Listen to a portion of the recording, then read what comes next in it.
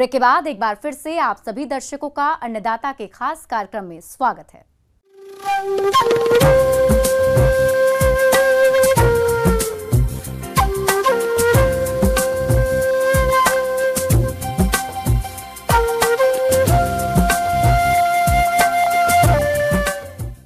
मौसम विभाग के रिपोर्ट पर साप्ताहिक कृषि सलाह इस प्रकार है।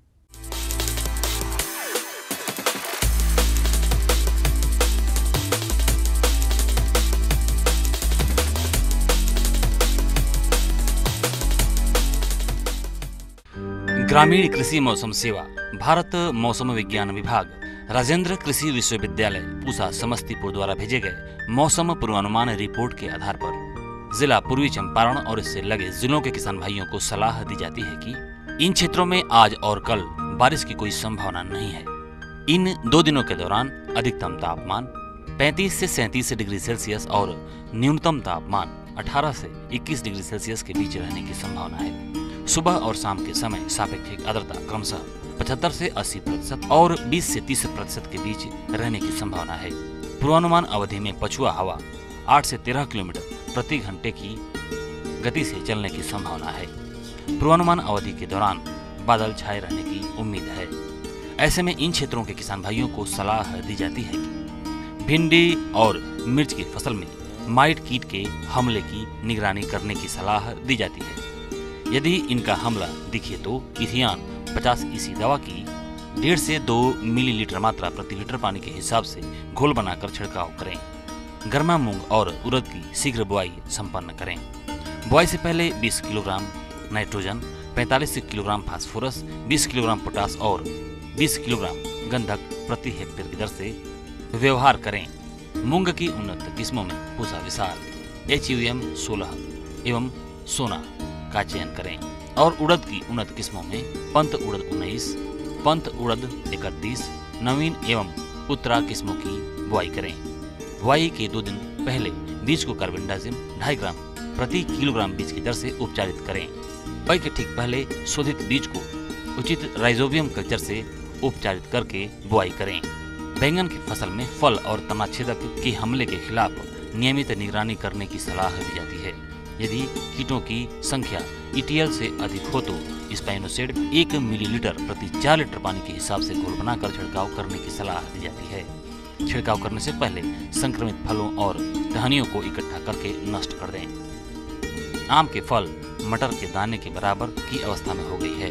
इस अवस्था में किए जाने वाले कृषि कार्य इस प्रकार से हैं। मटर के दाने के बराबर फल हो जाने पर इमिडाक्लोप्रिड 17.8 SL की 1 मिलीलीटर मात्रा प्रति 2 लीटर पानी के हिसाब से और हेक्साकोनाजोल 1 ग्राम प्रति 2 लीटर पानी के हिसाब से या डाइनोकेप 46 EC 1 मिलीलीटर दवा प्रति लीटर पानी के हिसाब से छिड़काव करने से मधुआ व चूड़िल आसिता की उग्रता में कमी आती है।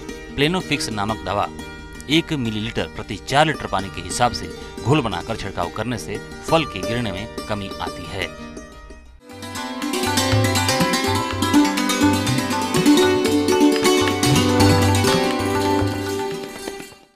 और आइए अब जानते हैं अन्नदाता निःशुल्क फोन के माध्यम से पूछे गए समस्याओं का समाधान। आज की अन्नदाता हेल्पलाइन में हमने जिस प्रश्नों को शामिल किया है उसे पूछा है गांव हेतिमपुर, जिला सिवान के श्यामलाल ने। आपने हल्दी की उन्नत बुआई तकनीक के बारे में जानकारी चाहिए है तो इसके लिए देखिए कार्यक्रम का यह अंश। देखिए, हल्दी लगाने का मुख्य समय अभी चल रहा है। इसको हम 15 मई तक लगा सकते हैं। हल्दी में हमारा मुख्य रूप से अभी हमारा इस बिहार के कंडीशन में 2 प्रभेद जो है, जिसको हम लोग राजेंद्र सोनिया और एक राजेंद्र सोनाली, यह प्रभेद हमारा बहुत ही अच्छा है और इसका उत्पादन क्षमता भी बहुत ही काफ़ी मतलब अच्छी है। इसमें अगर औसत उत्पादन की बात करें तो 400 से लेकर के 500 कुंटल प्रति हेक्टेयर तक हमारा इसका उत्पादन गया है। किसान भाइयों से सबमिशन यही रहेगा कि राजेंद्र सोनिया और राजेंद्र सोनाली को अवश्य लगाएं और इसका बीज हमारे विश्वविद्यालय में भी है और बहुत सारे हमारे किसान इसका बीज उत्पादन करके भी तैयार करके अन्य किसानों को भी दे रहे हैं, तो वहाँ से भी ले सकते हैं।